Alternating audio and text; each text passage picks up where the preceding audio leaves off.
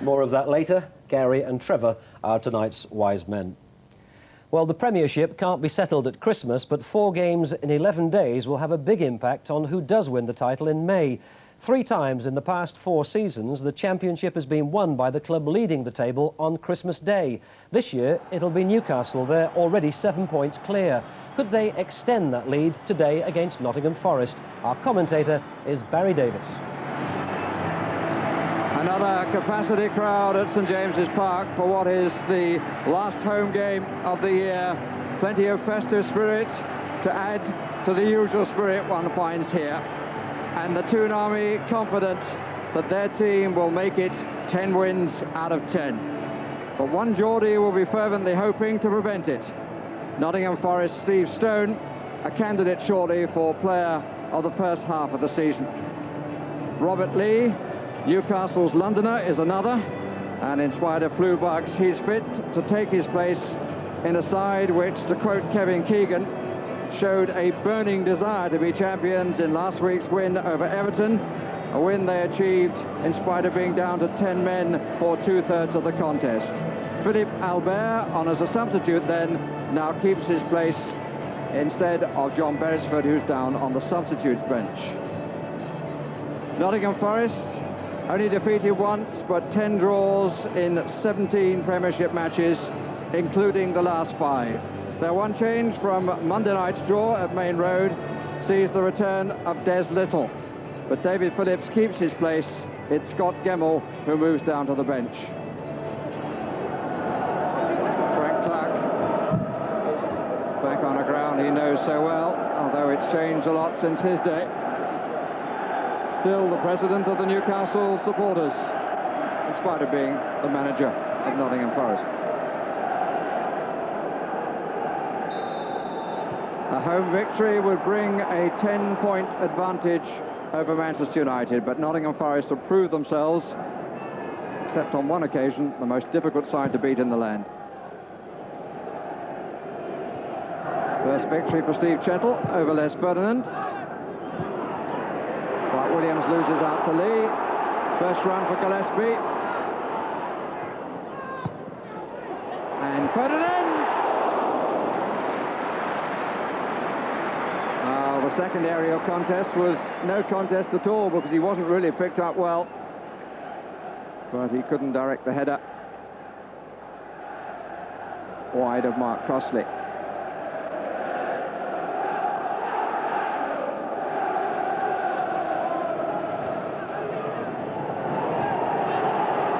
Stone, and in comes Lee. It's side netting. Some Forest supporters thought it was in. Some Newcastle supporters feared it was in. Good cross and a good angled run. Got the better of his man, but wide. Man in charge, David Ellery from Harrow.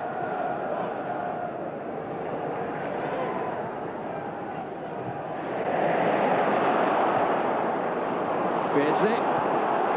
Ferdinand! Well played, Crossley. Did very well then, Mark Crossley.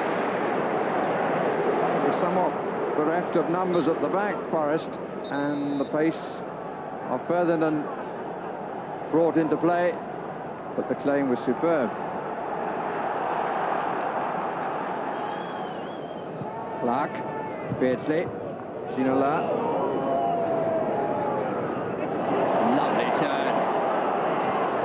And the playoff, and the number 7 for number 7, Robert Lee.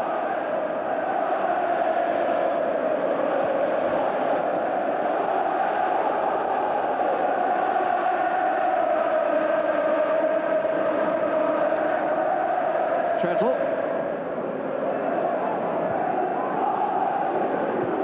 Jason Lee.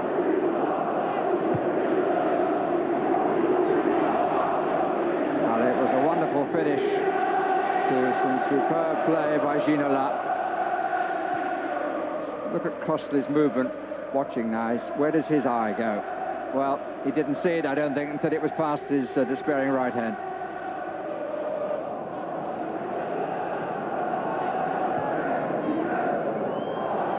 Bart Williams.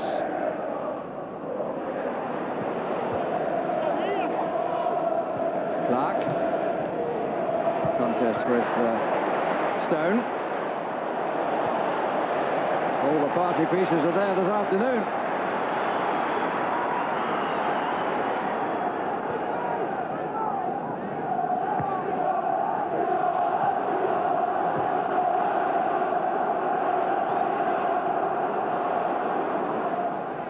Little.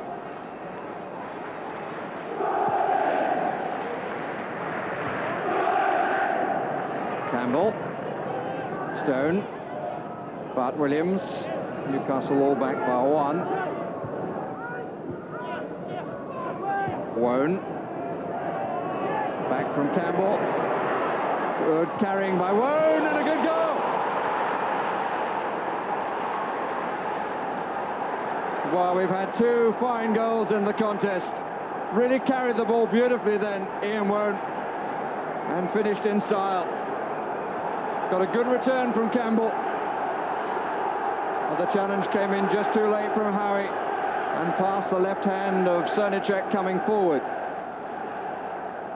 Won it well there, in spite of the pressure of Lee.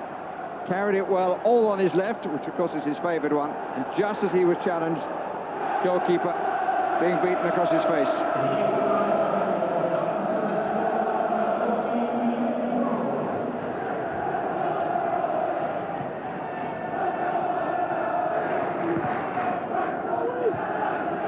Ferdinand, Gillespie, Barton makes the forward run, needs to be given, hasn't been, could still be.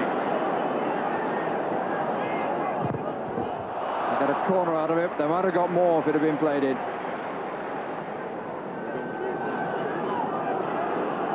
20 minutes of a good match. Passed us by. Goal apiece. Beardsley! And it was Lothar Matthäus, the German captain, who first did that. Volley from the corner. Struck it well, but couldn't keep it down.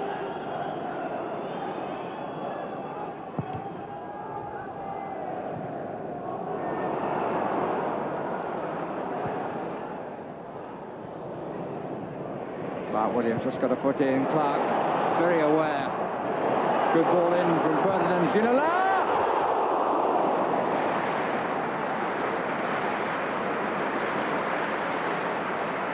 Beautifully struck. And Frenchman who will play here in the European Championship, if he's selected, surely would get the crowd on the French team side. Hit it well.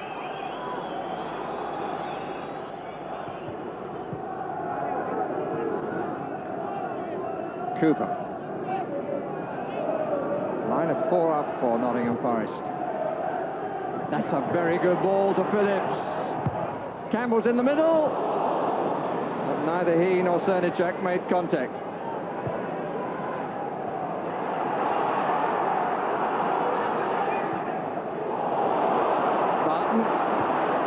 Played it earlier this time. Ginola on the right. Yes! Oh, they all backed away. Seemed to be Mark Crossley's comment. It's a bounce in front of the goalkeeper.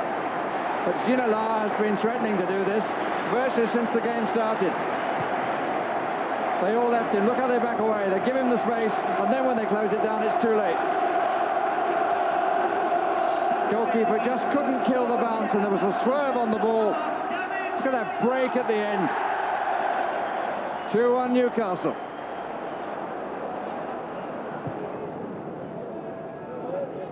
Little, Phillips right side. Campbell in what used to be called the inside left position. Phillips was hanging back a bit. Kept it in. And they get the corner. By Howie.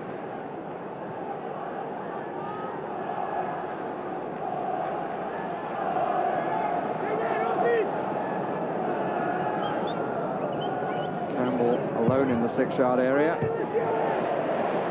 Headed out by Ferdinand.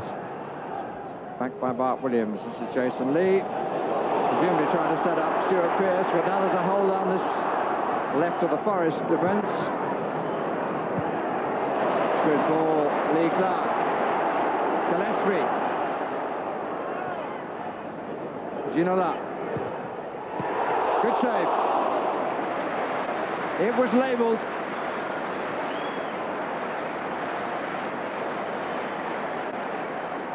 Huxley going right. Made a good parry. There's Little. Trace for Lee again.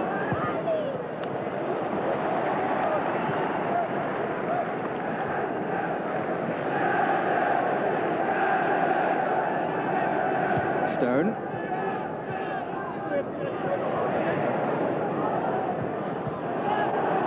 Stone again. Strange clearance by Srnicek. Just thumped it with his right fist. Gillespie. Ferdinand sprinting forward. Beardsley rather more sedately, but in the right place at the right time. There's the hole open up again. Oh, and nearly. Piece of cheek by Peter Beardsley. Still looking for his 100th in the league for Newcastle. No doubt, commentators say, saw the goalkeeper off his line. On this occasion, it was dead right. Campbell.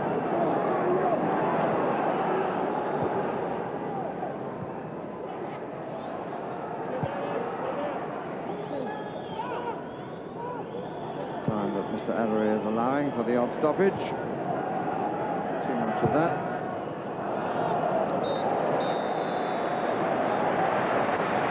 And we've had 3 goals in the half, and Newcastle have a 2-1 advantage. Robert Lee with a cracking drive.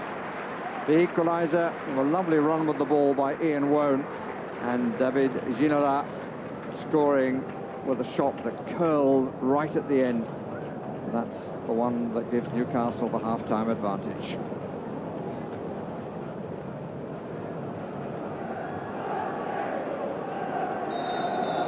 Well, the 98th meeting between these two sides starts the second half, 2-1 for Newcastle, who've chalked up 44 wins to Forest's 28. All competitions. No changes in either side. Robert Lee, who started the goal scoring, starts Newcastle up in attack in the second half. Gillespie.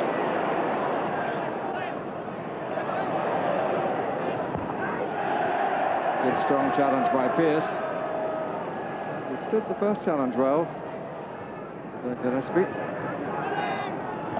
In truth, he actually half lost control of the ball. Here's Beardsley. Chance here for the shot. And for a moment it looked as though Costley was a little surprised to have to get down.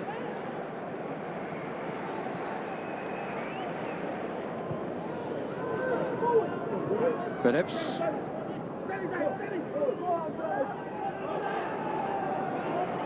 Little. Now there's clearance again.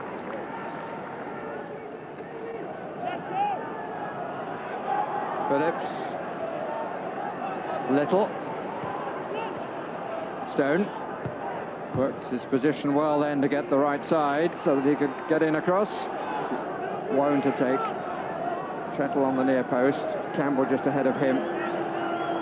Cooper in the centre. Pearce coming in right from the far side. Out to Stone. Jason Lee. Off the crossbar and away.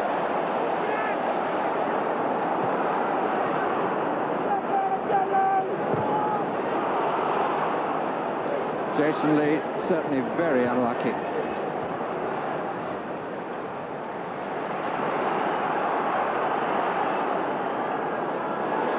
Clark.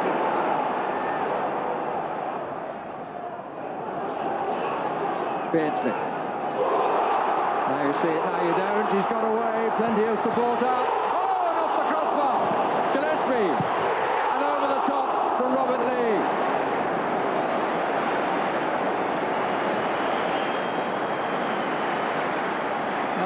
crossbar struck at both ends in the second period.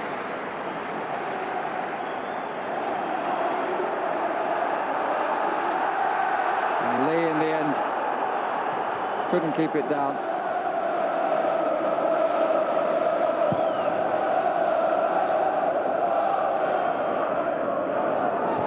Campbell into Stone. Oh, he's unlucky. Kept his head really well. Didn't go for the power shot, went for subtlety. And it wouldn't come back. Goalkeeper took a good position. 20 minutes left. 2-1 to Newcastle. Everybody back for Nottingham Forest.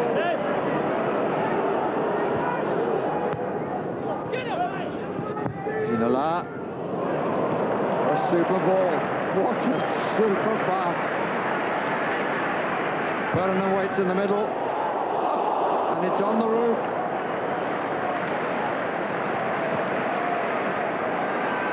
What a magnificent crossfield ball. And this is how the cross in the end wasn't used, but it was enough to worry Crossley.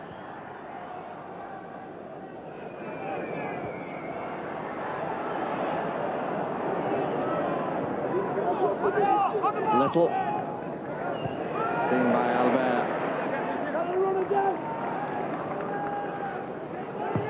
On for Ferdinand, beautifully timed. Ferdinand with a chance to settle it. Good save. Beardsley, too hurried. Well, even with all his experience, he had more time than he realised. It was another magnificent ball by Ginola. And Crossley stood up well, blocked well, and the glory shot was from Beardsley.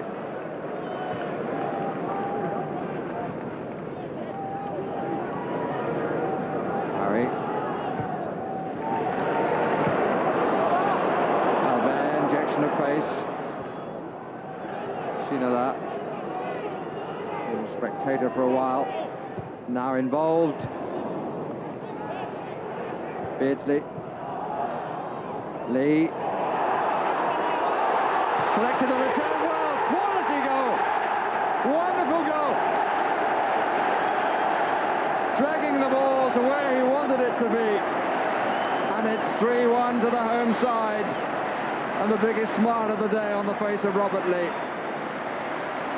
Good return, but look how well he works this.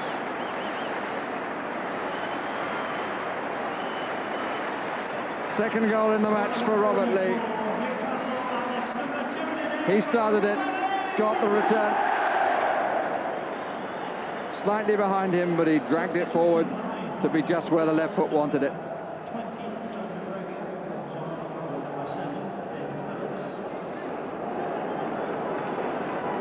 Steve Watson comes on for Newcastle.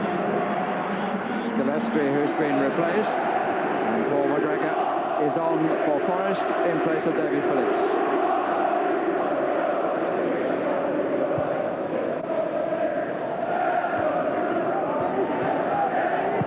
Attempt by McGregor.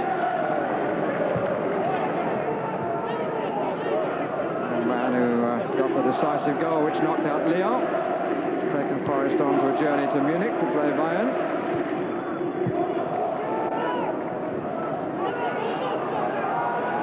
Stuart Pearce, good strike.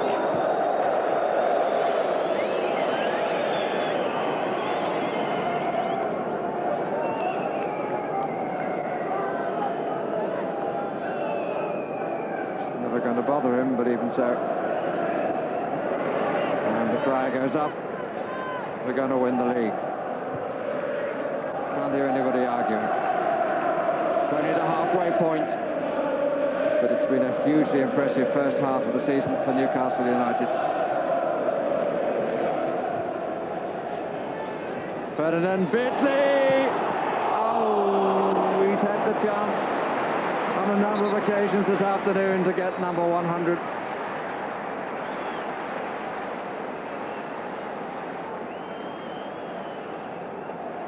well denied by Crossley.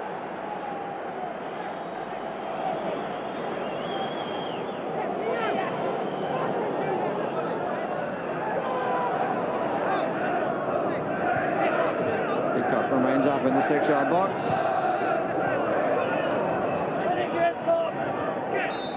Pierce of England beats Lee of England, but Robert Lee has scored 2 of the goals by which Newcastle have made it 10 wins out of 10. He got the first and the third, with the Frenchman David Ginola getting the second after Wone put the match on the edge at 1-1, and it remained on that edge even at 2-1 until Lee scored his second in the 75th minute. Really a lovely match to watch, graced by this man. They gave us an early Christmas present. Final score at the end of a thoroughly entertaining afternoon is Newcastle United 3, Nottingham Forest 1, and both teams contributed to their entertainment hugely. I thought Forrest today played as well as any team has this season here, and at 1-1 could have gone either way, but Mr. Ginola popped up, and then we started to open them up a little bit as they came out looking for an equaliser. We missed some good chances.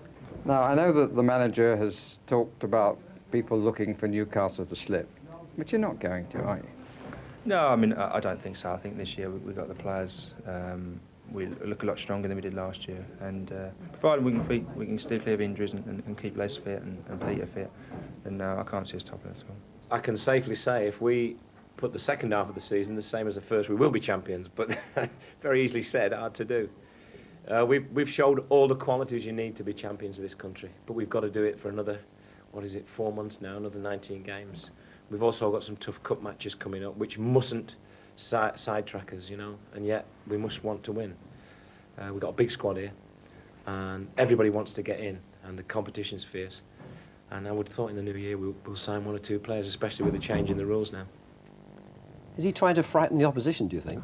He's frightening his own players there, because Robert Lee was saying with the players we've got now we should do it, but Keegan's saying otherwise. What really impressed me today, though, was the versatility. In the first half, they played a system that they've not been playing.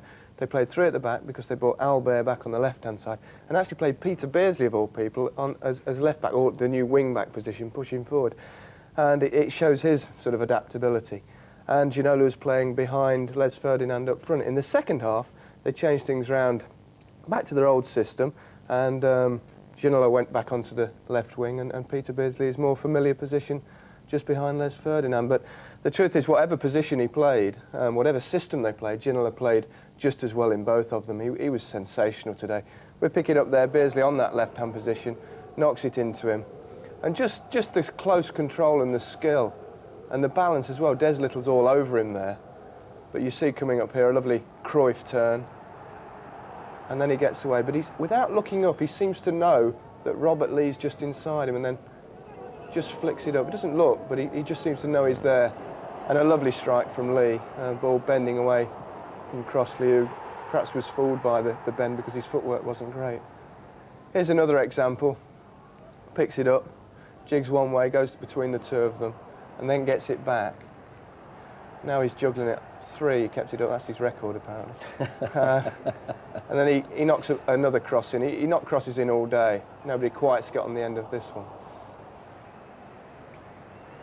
Here we go. Here we're picking him up again on the touchline, drags it back, and put a circle around Les Ferdinand there. He's in a great position to receive the ball, knows what Ginola's going to do, spins behind the defender.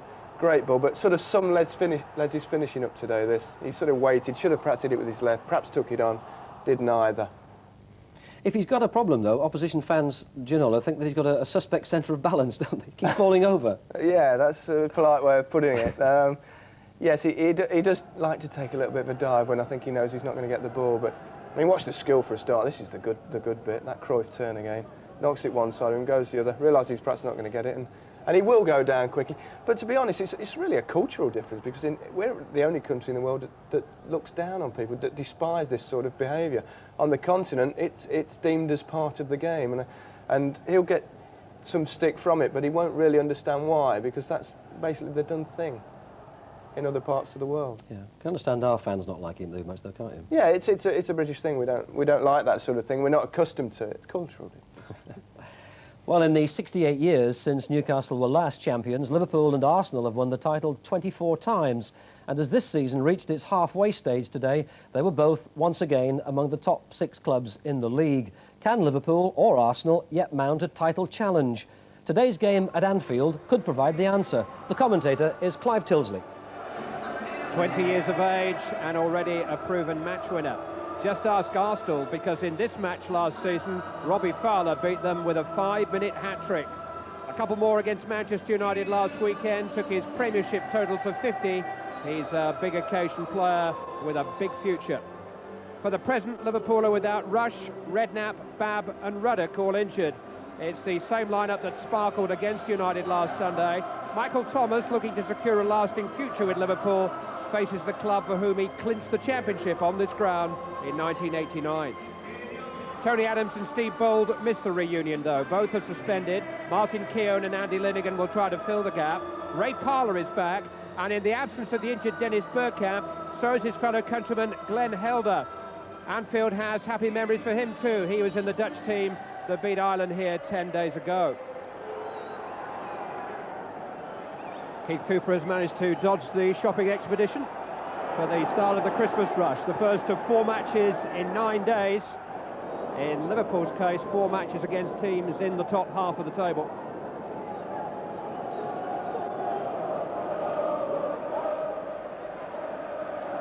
Keown up above Collymore. McManaman. And here is Stan Collymore. Might get another shot at it yet. Andy Lineker tied it up. A chance inside of 35 seconds for Stan Collymore. McManaman floated it in, and Collymore really didn't make any sort of contact at all. He hit it against himself.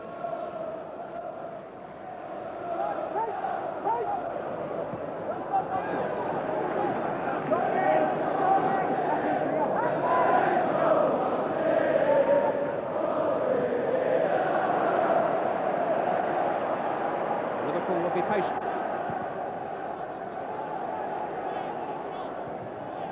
Thomas. Barnes. Collymore. And still. Oh, it could have gone down there. I think Seaman caught him. Keown smuggled it away. Jones had a shot. Thomas. Barnes. Thomas trying to get there. And Keown ran across him. And the referee waves play on. I wonder if the referee would have waved play on if Collymore had gone down, though. Because when Collymore committed David Seaman here, I'm not sure the keeper didn't just get a touch there. Maybe not. Just got away with it. Fowler's got it, and he was yanked to the ground by Keown. Liverpool kept the ball momentarily. Right. Merson is to his right, but he's got a lot of red shirts around him, including Mark Wright. And what's that? That's a penalty. Right on right. Well, it was all his own work. He was completely isolated. Liverpool had defenders to spare, but Mark Wright insisted on trying to make the challenge, and down went Ian Wright. Top end, he's 2 from 3 from the spot this season. Now he's 3 from 4, and Arsenal lead after 7 minutes. A penalty won by Ian Wright, scored by Ian Wright. His first league goal in half a dozen games.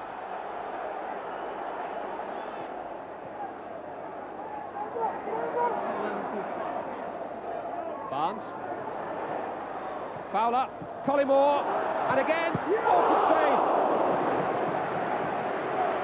Well, he didn't begin to get hold of the first one, but he caught hold of the second one all right. David Seaman had to react quickly.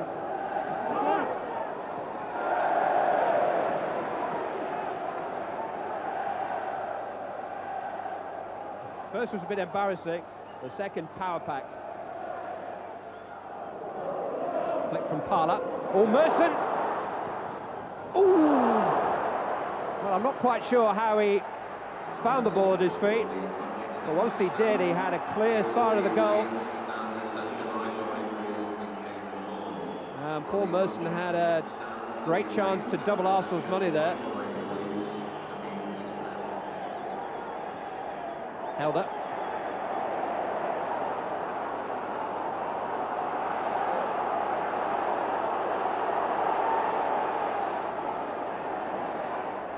Barnes to McAteer.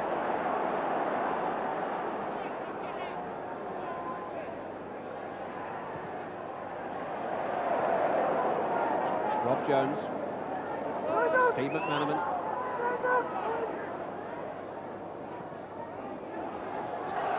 Arsenal will be sick of the side of Robbie Fowler. Steve Hartness. Mark Wright.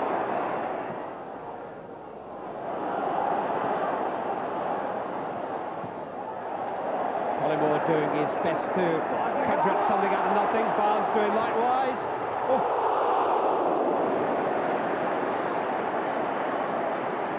Screamed over David Seaman's head like a low-flying jet.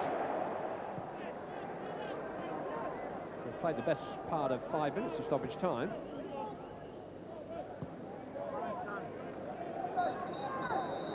It's been a riveting contest.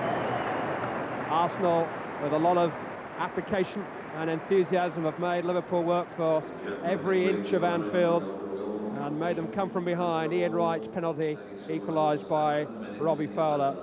Two very good finishers on the score sheet again. The Arsenal manager, Bruce Rioch, has a good track record at Anfield. Victorious on his last visit with Bolton in an FA Cup replay 3 years ago.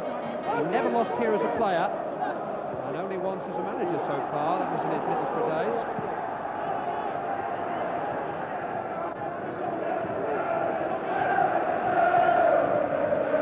Barnes, McManaman, here's Collymore. Both of them just lost track of it for a moment, but Keown found it first. Thomas. Body check by Parlour. Jensen felt there was an earlier foul there by Collymore. It's McAteer. And now McManaman. Oh.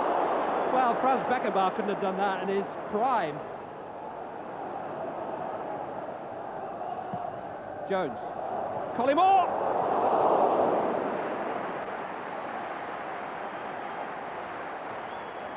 Well, I'm not sure that's exactly what Andy Lineker had in mind.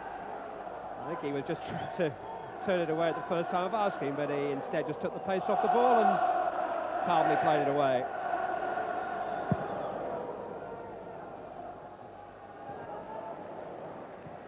Fowler looking for Collymore. That's just the kind of ball stamp Collymore loves. Tentative finish. Went for placement, which is not really Stan Collymore's natural style in front of goal. I just felt he was going to leather this one with his left foot. Had to twist and contort his body to get it onto his favoured right foot.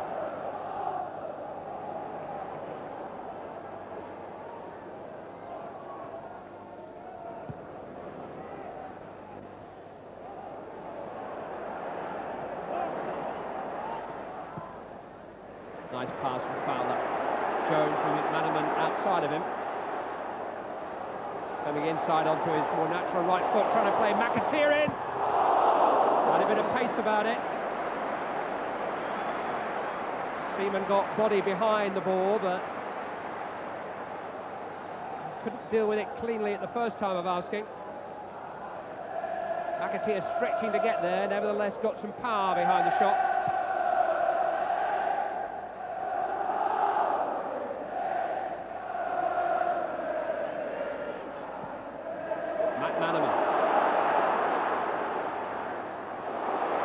McManaman! It's a rare old sight when he runs at defenders and takes the responsibility himself, Steve McManaman. There's a chink in his armour at the moment, maybe, that he doesn't score quite enough goals, but that was on target for a moment, wasn't it? And it just curled away. Well, it's Ray Parlour's first senior game since a cartilage operation on the 4th of November. So no surprise that he's lasted only a little short of an hour. Scott Marshall, who's a central defender by trade, is his replacement, making his first Arsenal appearance since the end of the '93 season, although he had a long spell on loan to Sheffield United last season. 22-year-old Scott. It's Robbie Fowler from Collingwood's touch, and it's 2-1. The scourge of Arsenal, Robbie Fowler.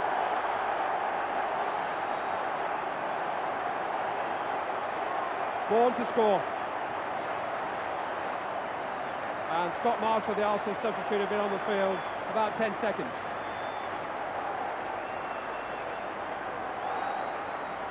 It was Lineker that Fowler got beyond from Collingwood's flick on, and the finish again emphatic. Left foot this time, corner of the net again. Amazing to think he started the season on the Liverpool substitutes bench. I'm sure the substitution was a result of Fowler's lack of match fitness, but it couldn't have come at a worse time, because now they've got three centre-halves on the field, and they're 2-1 down.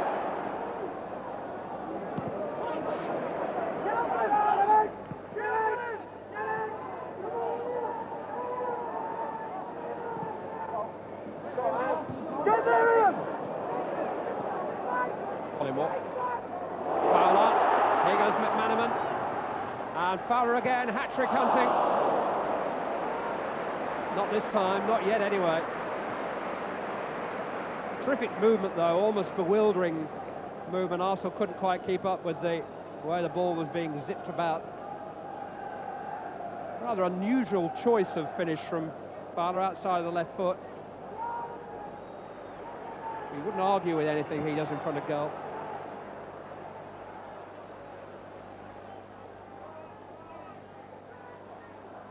Thomas.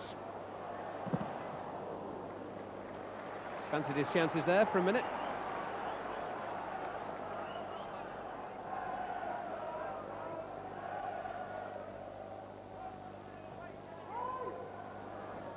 Fowler.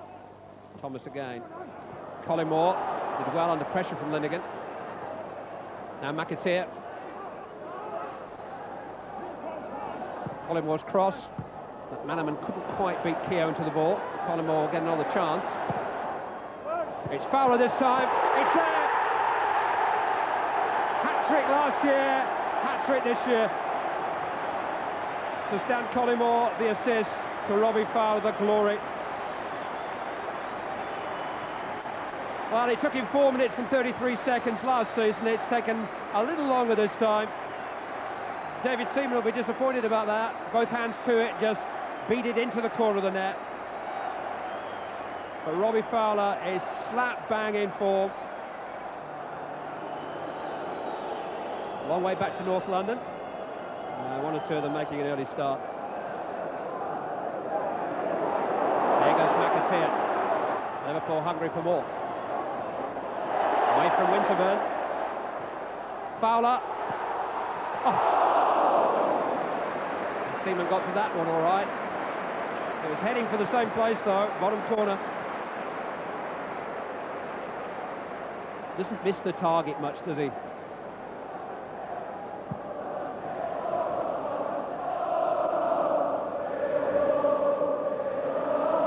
Liverpool do have some ground to make up, but Rush and Ruddock and Babb are back in light training. They should be available sometime over the Christmas programme. Jamie Redknapp may well have a little longer to wait. But they're certainly well stocked up for the winter. They had a terrific Christmas last season. They won 4 out of 4. They need that kind of run. But they are playing the kind of football which suggests they can produce it. We're at the halfway mark in the championship race, and the course and distance specialists are still very much in the hunt, thanks to a second consecutive hat-trick against Arsenal by Robbie Fowler, whom Roy Evans says may yet figure in the European Championship plans of Terry Venables. He believes he's good enough. Arsenal haven't won a league game for over a month now, 4 points out of the last 15. Bruce Rioch has some missing pieces to find. Robbie Fowler has found a ball for everyone to autograph. And Roy Evans has good players to add to a winning team. It's a formula for a happy new year for Liverpool. Good winners today, 3-1. Robbie against Arsenal the last couple of years has been phenomenal. I think a hat-trick in the last 2 home games. That's terrific. But I think I must pay a comment to Stan. I think he had a hand in all 3 goals, and people have said that they can't play together. But they're making it work, and that's the most important thing, down to them. The gaffers told me to improve my all-round play, and we went through a spell last month where we couldn't score goals, but I thought my all-round play was getting better all the time. So I mean today, I've scored sort of 3 goals, but I thought my play outside the box was better as well. He's not in the England squad at the moment. He is very young, but you believe that he's good enough to be in Terry Venables' thinking, yes? Well, they talk about this young Clivert, and he's younger than Robbie. They say he's a world beater. They've always said if you're good enough, you're old enough. I'm sure he's in Terry's mind. I mean, I talk to Terry on a reasonably regular basis, and he's in Terry's mind. But he's got to force his way in, and that's the way to do it with goals. I think this is a club here that can go on and win a championship this year. Really? I do. I think they have a capability. They're very strong, they're very mobile. They've got good finishers, good goal scorers. Their control and passing is excellent. And Roy's put together an excellent team, and I think they've got an outstanding chance of being a championship team this year. And are they a little bit further down the road of transition than Arsenal at the moment? I would say they're quite a bit further down the road. I think we've got quite a bit of work to do, and now we have to start doing that work. Well, the clarion call from Merseyside tonight is Robbie Fowler for England, Trevor. Got a few to dislodge, that's his problem. I mean, Shearer, Ferdinand, Sheringham, Barnby, Beardsley, wherever you look. But he is, I think, as good a finisher as there is in our league. I mean, he's clinical finishing. He had to work very hard, a lot of good, unselfish running this afternoon for about 40 minutes before he had a bit of joy. And that's good to see because, any class striker has to get that space. Here you see him spinning off his marker, it's Lineker on this occasion, offering himself up, but allowing space then for McManaman then to move and run and sort of release Jones down that left-hand side. Again, when it is played through the middle, and Liverpool do like to go in this area, you've got then to get out the way. Look at him running, offering himself as a channel, but then giving space for McManaman to switch play later on. And of course, after 40 minutes, he got his reward. Here you see him just sort of wandering, offering himself up between the 2 Arsenal midfielders. Now, Steve McManaman on the ball, realises he's not going to get it, gets out of the way, makes the space for the ball to go into Collymore, loses his marker and turns and comes back inside. A little backlift. I mean, it was a wonderful strike, really. And really, as well, he is aware that's what's good. It's not just in the penalty area. He made the point himself. He's got to be that little bit more contributing outside the area. Lovely weighted pass there through to Collymore. And again, in the penalty areas, though, where he comes to life. Bad cross by Stan, and this one then, when it comes in, you must wonder where the Arsenal defenders were. Look, 3, 4 of them, but he's just pulled off by a couple of yards and picked his spot, and certainly in the penalty area, he looks so comfortable. You expect him to score.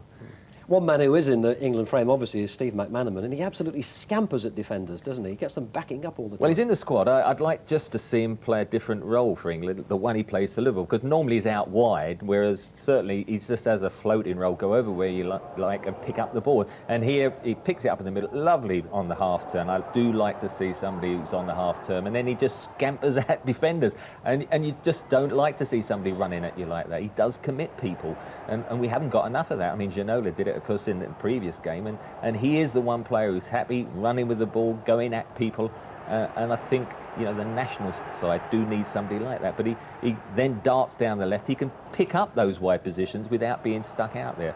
I mean, if there is one criticism, as has been said, it's his shooting. I mean, that was one of his better efforts, but he is a bit handbags, a bit like myself in those situations. I thought I'd get him before Gary did. But I think if he could add that. But I think I would like just to see him in that new sort of role for England, definitely.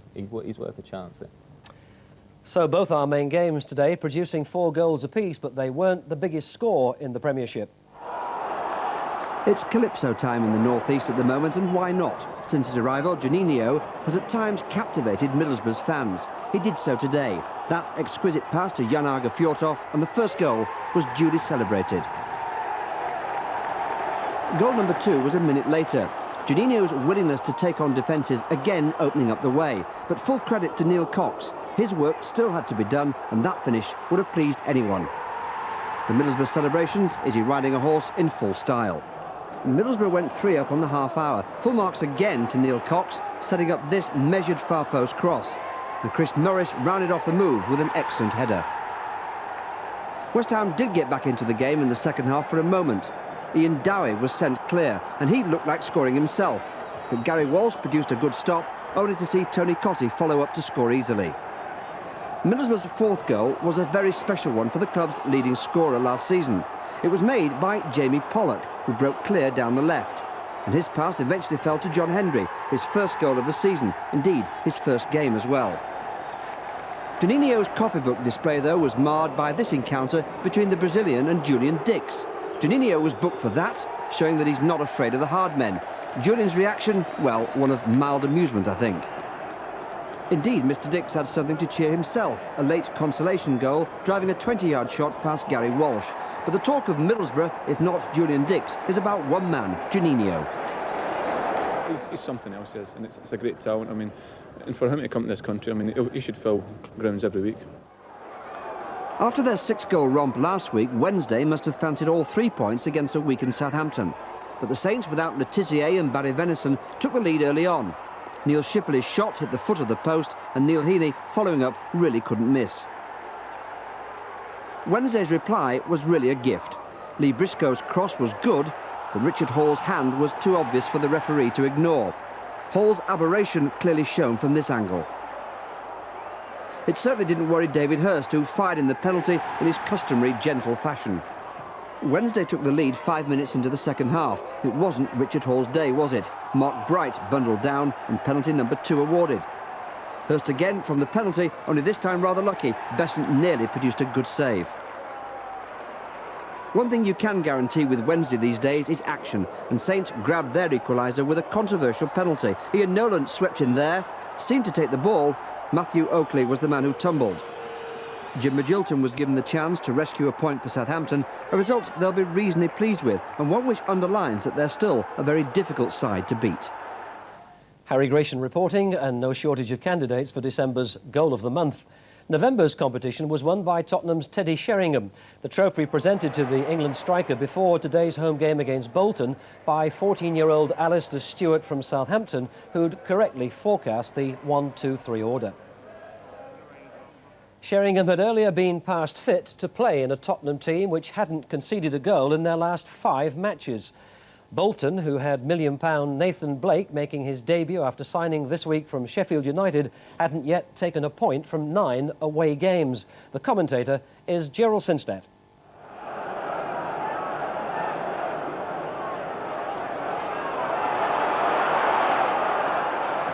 Pulled back and tipped over by Walker. Kurcic taking the corner short, touching it back, and Todd's shot had to be watched all the way by Walker. Armstrong, good acceleration, good cross, Sheringham in there.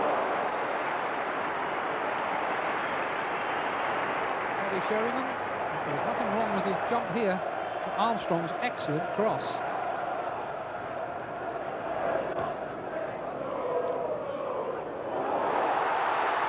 And again Brannigan is out, but this time against the post from Armstrong.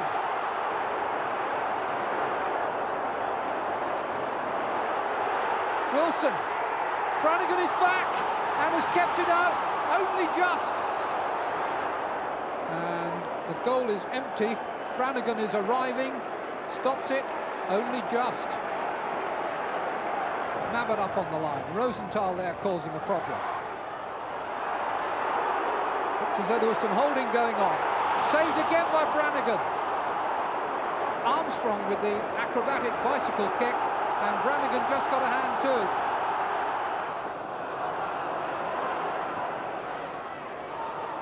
McGinley, bending one.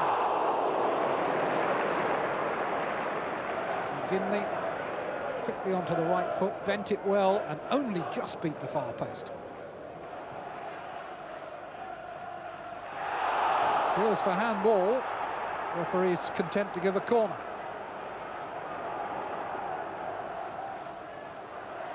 Good header, and it's gone in now. Looked as though it had been saved once. Brannigan seemed all at sea with it, came back off the post, and Sheringham got the final touch, although it may just have come off a defender on the line. Sheringham will claim it, and it will go down as goal number 15 for the England striker. Oh, Blake. Ginley going into the middle. Comfortable catch. Ian Walker has been very secure again. It's a very good break here by Armstrong, and goal number 2.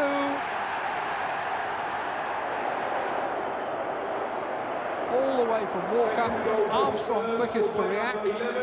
Excellent bit of finishing, following in just in case Brannigan left dumbfounded. Tottenham 2, Bolton 0.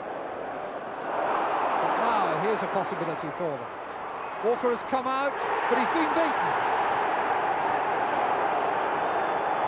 Scott Green pulls Bolton back into the game. Little slip on the edge of the penalty area. Rewarded the fullback for an afternoon of constant marauding. Held off Wilson, and a clever little toe-ender over Walker, 2-1.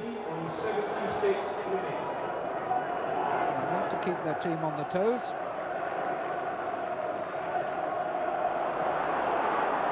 He's in the middle again now, waiting for a cross, and he's there, and it's 2-2. Bolton right back in the game, thanks to a Tottenham old boy.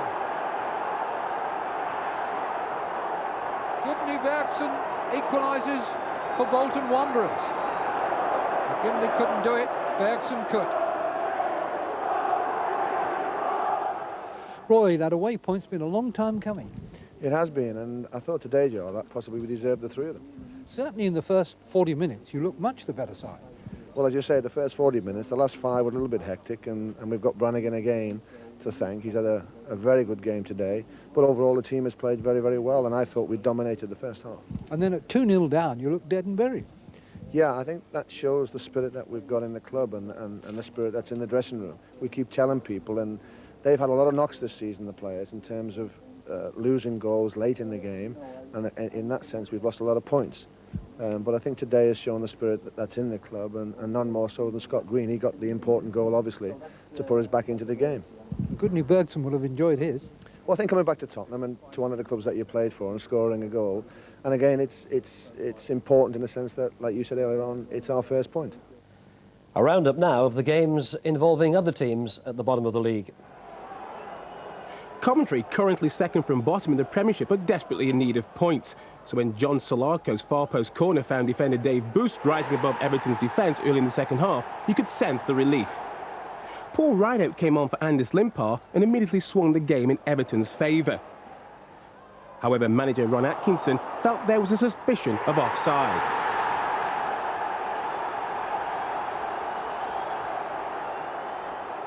Coventry worked hard and were rewarded by obtaining their 3rd league victory of the season, and due to the new signing Noel Whelan, here scoring his first goal for the club, and a nice Christmas present for the manager.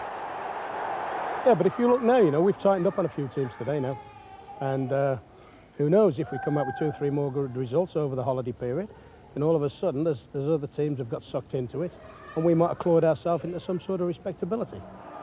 It took a controversial goal by Kevin Gallant to lift Queen's Park Rangers' fortunes. Villa manager Brian Little expressed further doubt about the validity of the Rangers' goal after consulting the linesman.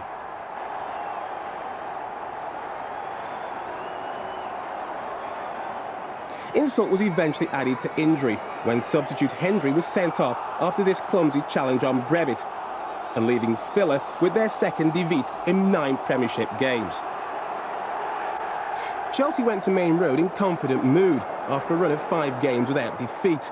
However, it's not often you see strikers of Mark Hughes' class missing chances like this.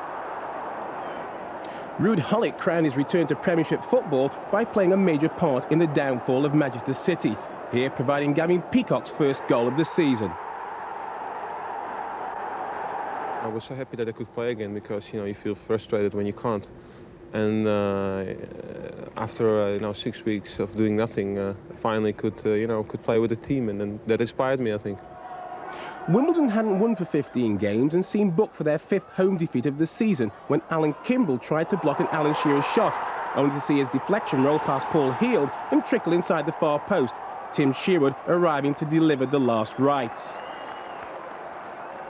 Joe Kinnear, 2-1 favourite to take the Ireland job before today's result, must have been relieved when 7 minutes from time, Tim Flowers failed to hold a Leard Hodgson 25-yard shot. Robbie Earle gratefully accepting the gift. And Garth Crooks, the reporter. Well, despite their draw today, Bolton are now 5 points adrift at the bottom. QPR's win has lifted them up 1 place. Manchester City were the only team in the bottom 7 who didn't get at least a point. Newcastle's lead at the top is now 10 points. Manchester United, who stay second after Tottenham could only draw, play their game in hand tomorrow at Leeds. Liverpool's win takes them up into 3rd place. Well, now, are you still searching for one last Christmas present? Match of the Day offers a seasonal suggestion. New from the BBC this Christmas, a net-busting, crowd-pleasing, stocking-filling video. The greatest goals ever scored, narrated by Alan Hansen. Well, for me, this is just terrible defending. And there's Dennis Law on the ball. He was never a very, very, very fast player. But the defenders come diving in, 1-2 there. Gives it to Kidd. Nobody covers him at all. A simple ball inside to Charlton, and that's a very, very easy tap-in for him. OK, and here are the Brazilian team from 1970. A lot has been said about this team, and a lot of it over-exaggerated as far as I can see. OK, they're a passing side, but look at the Italians there, standing off and letting them play. Great defending there, somebody covering, but he comes diving in there. There's Pele, man coming from the outside, there he is. Simple pass to him, and, well, it's a simple chance for him, really. You've got to put a lot of question marks against the Italian defence. Featuring England's best, the world's best, George Best. There's Jimmy Greaves on the ball. He was never a fast player at all. And the defence there just standing like statues. Greaves, he has to do nothing. It's handed to him on a plate there. That's just very, very lucky.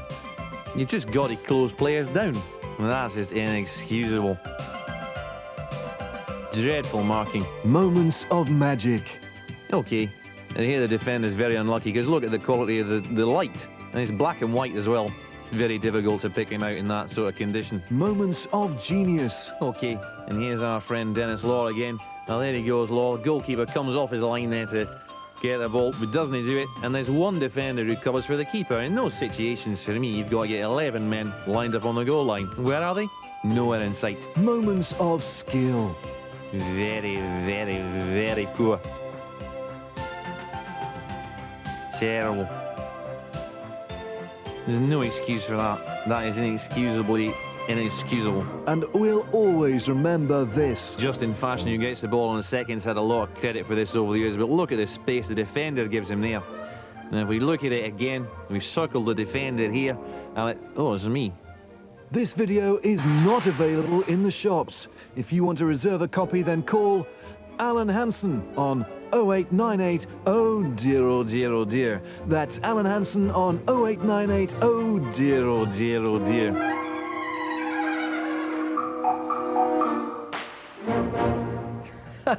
There are no good goals, only bad defending. Well, it makes us feel better after our sports review stitch up. But I mean, just it would have been the icing on the cake, that last little clip with him defending. If Gary or I could have been the scorer, you know, just scoring the goal as he backed off, that would have been the best. But it was good stuff. We can't work miracles. We were pleased with that, anyway.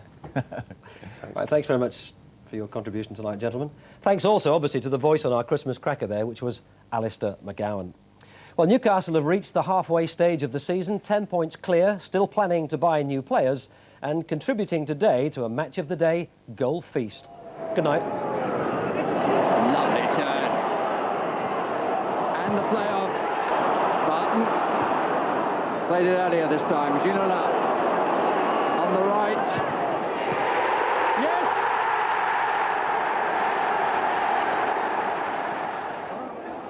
Stan Collymore, Rob Fowler. He's done it! Good carrying by Wone and a good goal.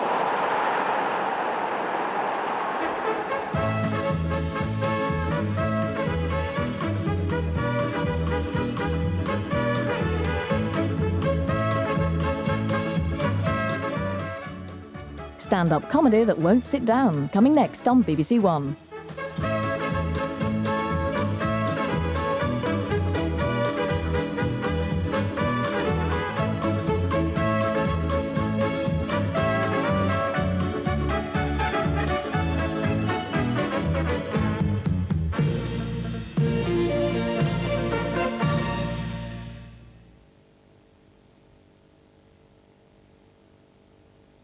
And Match of the Day celebrates 25 years of the goal of the season competition in this new BBC video compilation.